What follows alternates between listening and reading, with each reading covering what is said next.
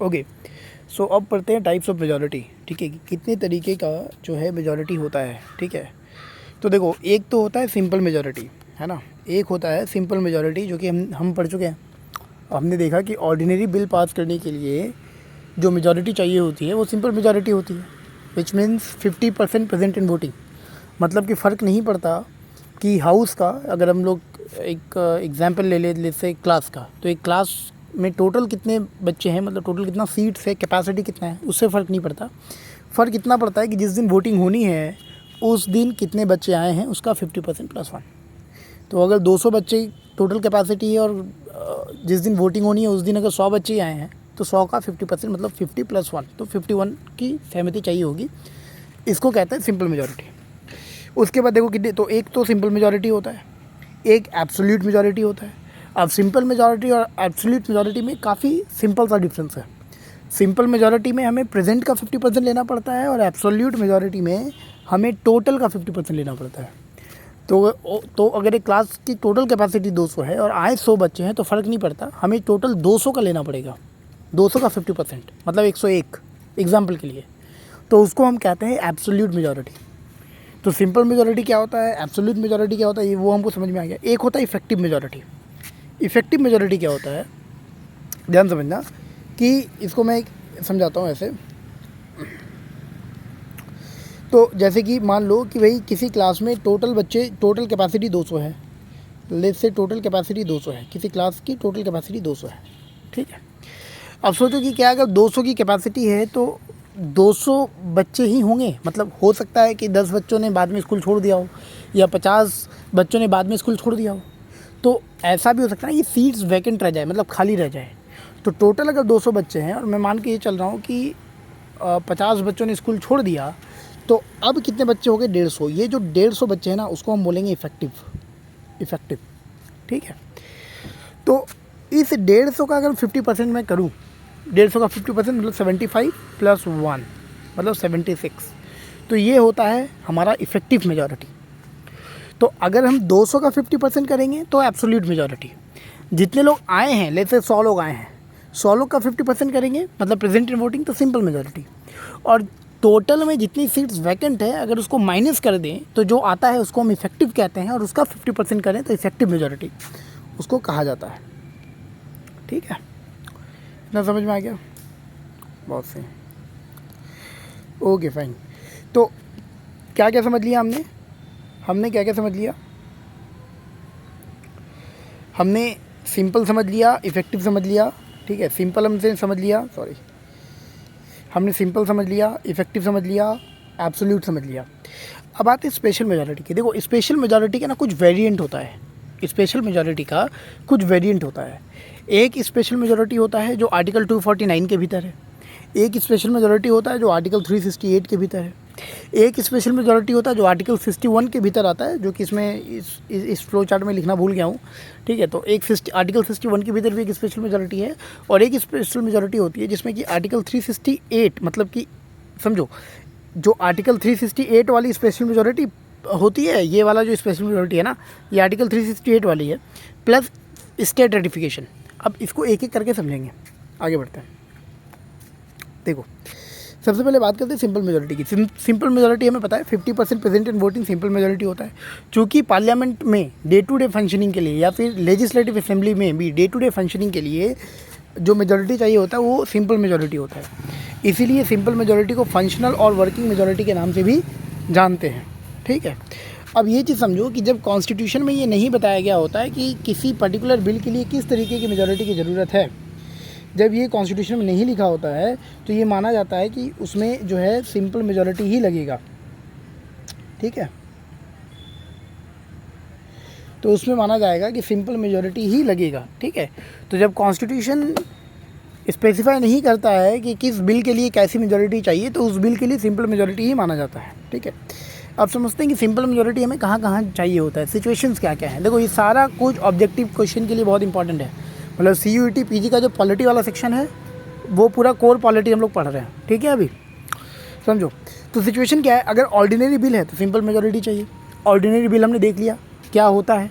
ठीक है, किन किन फेजेस में उसे पास किया जाता है। हमने देखा फर्स्ट रीडिंग होती है ना, फर्स्ट रीडिंग जहाँ पे उसे जो है आइदर ऑफ द हाउस, मतलब किसी भी हाउस में इंट्रोड्यूस किया जाता है। उसके बाद गैजेट ऑफ इंडिया में वो पब्लिश होता है, जो सरकारी न्यूज़पेपर होती है। फर्स्ट रीडिंग वहाँ ख़त्म होता है। सेकंड रीडिंग हमने देखा कि सेकंड रीडिंग में जो है सबसे पहले जो है उसे किसी कमेटी के पास या फिर पब्लिक ओपिनियन के लिए दिया जाता है। उसके बाद जो है वो कंसिडरेशन स्टेज में आता है, मतलब सेकंड फेज़ के भीतर ही, सेकंड रीडिंग के भीतर ही कंसिडरेशन स्टेज, स्क्रूटिनी, इस तरीके से हमने कितना पढ़ा। उसके बाद थर्ड रीडिंग में फाइनल एक्सेप्ट किया, रिजेक्शन हमने देखा। तो ऑर्डिनरी बिल में हमें सिंपल मेजॉरिटी चाहिए होता है। मनी बिल आर्टिकल 110 के भीतर जो हमने पढ़ा, उसके लिए भी हमें सिंपल मेजॉरिटी चाहिए। फाइनेंशियल बिल जो हमने देखा, financial bill 1 under article 117 clause 1 और financial bill 2 under article 117 clause 3। तो फाइनेंशियल मेजॉरिटी हो, फाइनेंशियल बिल हो या मनी बिल हो या ऑर्डिनरी बिल हो, हमें जो है सिंपल मेजॉरिटी चाहिए होता है। वहीं पे अगर नो कॉन्फिडेंस मोशन अगर चलाना हो तो भी हमें जो है सिंपल मेजॉरिटी चाहिए होता है। अब नो कॉन्फिडेंस मोशन क्या होता है? नो कॉन्फिडेंस मोशन सिंपल सा ये बताता है कि पार्लियामेंट में अगर मान लो कोई रूलिंग पार्टी है, ठीक है, अब पार्टी कैसे बनती है, ठीक है, मतलब रूलिंग पार्टी कब होता है कि जब टोटल जितने पार्लियामेंट में जो टोटल कैपेसिटी है, ठीक है, मतलब लोकसभा की बात करते हैं, लोकसभा में टोटल 543 सीट्स है आज के टाइम पे, तो 543 का 50% से ज़्यादा अगर कोई पार्टी लेकर आती है तो उसी की पार्टी सरकार बनाती है।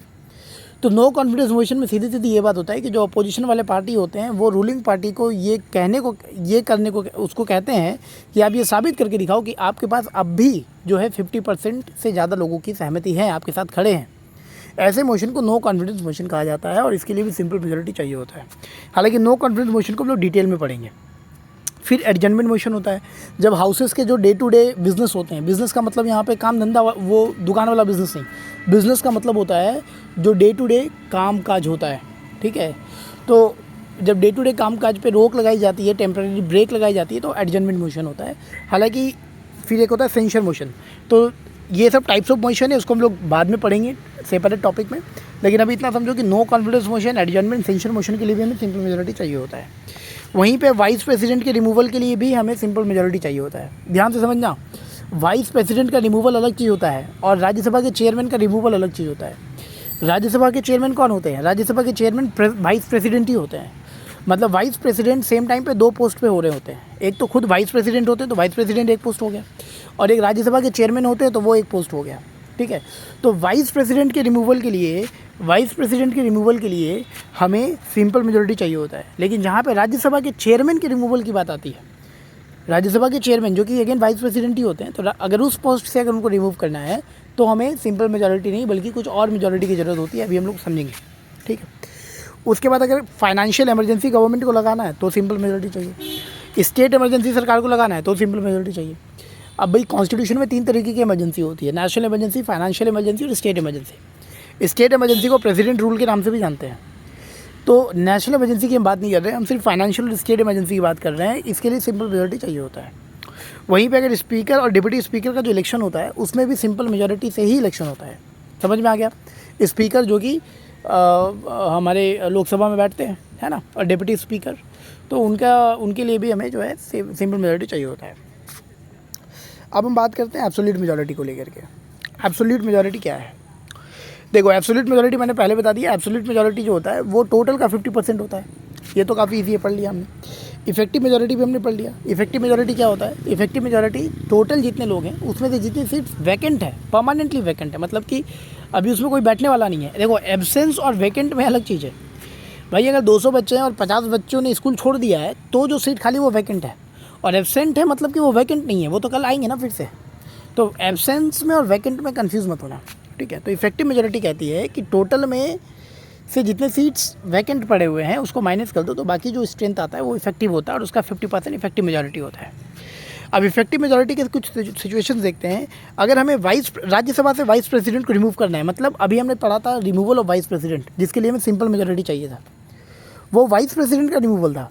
लेकिन राज्यसभा से अगर हमको चेयरमैन को हटाना है जो कि अगेन वाइस प्रेसिडेंट ही है, तो उसके लिए हमें इफेक्टिव मेजॉरिटी चाहिए, ठीक है। या फिर हमें स्पीकर और डिप्टी स्पीकर को रिमूव करना है तो भी हमें इफेक्टिव मेजॉरिटी ही चाहिए। इतना क्लियर हो रहा है? उसके बाद हम बात करते हैं स्पेशल मेजॉरिटी की। स्पेशल मेजॉरिटी का मैंने कहा कि इसका कई वेरिएंट होता है। जैसे एक होता है आर्टिकल 249, एक होता है आर्टिकल 368, एक होता है आर्टिकल 368 प्लस 50% स्टेट रेटिफिकेशन, एक होता है आर्टिकल 61। अब एक एक को डिटेल में समझते हैं। ठीक है। आर्टिकल 249 क्या होता है समझो। देखो आर्टिकल 249 के पहले कॉन्स्टिट्यूशन के 7 शेड्यूल को थोड़ा हम लोग पढ़ते हैं, ठीक है, कि कॉन्स्टिट्यूशन का 7 शेड्यूल क्या होता है। देखो कॉन्स्टिट्यूशन का जो हमें पता है कि कॉन्स्टिट्यूशन में टोटल 12 शेड्यूल है। 12 शेड्यूल में एक शेड्यूल है 7 शेड्यूल। 7 शेड्यूल में क्या है, 7 शेड्यूल में 3 लिस्ट है, स्टेट लिस्ट, यूनियन लिस्ट और कॉन्करेंट लिस्ट। इस स्टेट लिस्ट में जो बातें लिखी गई है उस पर कानून सिर्फ राज्य सरकार बना सकती है, मतलब स्टेट गवर्नमेंट बना सकती है। यूनियन लिस्ट में वो बातें लिखी गई जिसमें सिर्फ पार्लियामेंट कानून बना सकता है, और कॉन्करेंट लिस्ट में वो बातें लिखी गई जिसमें स्टेट और पार्लियामेंट दोनों कानून बना सकता है, ठीक है। तो आर्टिकल 249 कहता है, विच मीन्स हमने अब तक क्या समझा, इसका मतलब ये है कि स्टेट लिस्ट में पार्लियामेंट कानून नहीं बना सकता, ठीक है। लेकिन आर्टिकल 249 ये कहता है कि राज्यसभा, ध्यान से समझना आर्टिकल 249 को, राज्यसभा अगर ये तुम्हारे जाके राज्यसभा अगर स्पेशल मेजॉरिटी से, समझना, राज्यसभा अगर स्पेशल मेजॉरिटी से एक बिल पास कर दे तो पार्लियामेंट के पास ये ताकत आ जाता है, समझ में आ रहा है, पार्लियामेंट के पास ये ताकत आ जाता है कि वो जो है स्टेट लिस्ट में मौजूद किसी भी सब्जेक्ट पे कानून बना सके नेशनल इंटरेस्ट के लिए, समझना। मतलब आर्टिकल 249 पार्लियामेंट को ये शक्ति देता है कि वो स्टेट लिस्ट में मौजूद सब्जेक्ट के लिए भी कानून बना सके, पर्पस नेशनल इंटरेस्ट होना चाहिए, नेशनल इंटरेस्ट के लिए।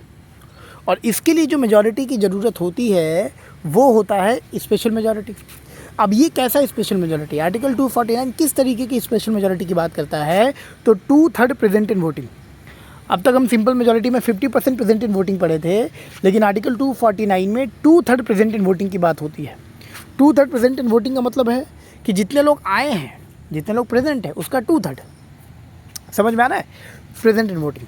तो ये होता है आर्टिकल 249। तो आर्टिकल 249 के भीतर 2/3 प्रेजेंट इन वोटिंग भी एक तरीके का स्पेशल मेजॉरिटी है, और आर्टिकल 249 पार्लियामेंट को ये शक्ति देता है कि वो स्टेट लिस्ट में भी मौजूद सब्जेक्ट पे कानून बना सके, बात नेशनल इंटरेस्ट की होनी चाहिए।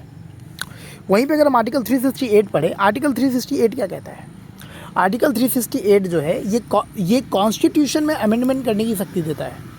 भाई अगर देखो, एक होता है लॉज में अमेंडमेंट करना, एक्ट में अमेंडमेंट करना, एक्ट में अमेंडमेंट करना अलग बात होता है, लॉज में अमेंडमेंट, कॉन्स्टिट्यूशन में अमेंडमेंट करना अलग बात होता है, ठीक है। तो अगर हमें भारतीय संविधान में कुछ बदलना है, जैसे प्रियम्बल में कुछ बदलना है, आर्टिकल 1 में कुछ बदलना है, आर्टिकल मतलब कॉन्स्टिट्यूशन में अगर हमें कुछ चेंजेस करना है तो उसका पूरा प्रोसीजर आर्टिकल 368 में लिखा गया है, समझ में आ रहा है। अब आर्टिकल 368 क्या कहता है कि अगर कॉन्स्टिट्यूशन में अमेंडमेंट करना है तो आर्टिकल 368 में मौजूद स्पेशल मेजॉरिटी के थ्रू करना होगा। अब आर्टिकल 368 का स्पेशल मेजॉरिटी क्या कहता है, आर्टिकल 368 का स्पेशल मेजॉरिटी कहता है या तो 2/3 प्रेजेंट इन वोटिंग, या तो टोटल का 2/3, समझो, या तो टोटल का 2/3 या तो प्रेजेंट का 2/3। अब ये डिसाइड कैसे किया जाएगा कि किस चीज़ को लिया जाए, या तो टोटल का 2/3 लूँ या प्रेजेंट एंड वोटिंग का 2/3 लूँ, किसका 2/3 लूँ, ये कैसे डिसाइड किया जाता है, ये डिसाइड होता है दोनों में से जो नंबर ज़्यादा आए। मैं 2 सिनेरियो देता हूँ, मान लो कि कॉन्स्टिट्यूशन में अमेंडमेंट करना है और एक जगह पे ले से टोटल स्ट्रेंथ 200 है, मैं दो सिनेरियो देता हूँ, फर्स्ट सिनेरियो और सेकंड सिनेरियो, ठीक है। तो मान लो एक सिनेरियो में टोटल कैपेसिटी हाउस की 300 है, जैसे 300 है, ठीक है, टोटल कैपेसिटी 300 है, ठीक है। सेकंड में भी टोटल कैपेसिटी 300 है, ठीक है। अब इसमें मान लो कि भाई लेट्स से कि इसमें हम लोग लेते हैं टोटल का 2/3, ठीक है, इसमें टोटल वाला 2/3 को समझ रहे हैं, तो टोटल का 2/3 कितना होगा, टोटल का 2/3 होगा 200 लोगों की समिति चाहिए होगी। लेकिन इस केस में समझते हैं कि ये तो टोटल का था ना, लेकिन मान के चलते हैं कि इसमें जो है 300 तो टोटल है, लेकिन आए कितने लोग हैं, ठीक है। तो मान के चल लो, मैं समझता हूँ कि आए 90 लोग हैं, लेट्स से 300 है, लेकिन लेट्स से आए हैं 150 लोग, प्रेजेंट कितने 150, तो 150 का 2/3 निकालो, तो 3 × 15 और होगी कितना 100। तो ज़्यादा कौन सा है 200, तो मतलब कि हमें टोटल का 2/3 लेना पड़ेगा आर्टिकल 368 में, समझो।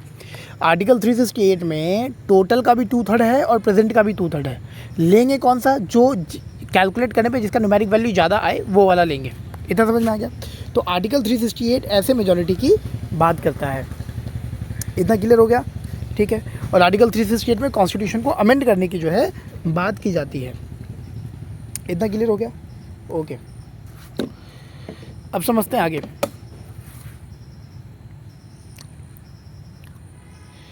अब समझते हैं आगे।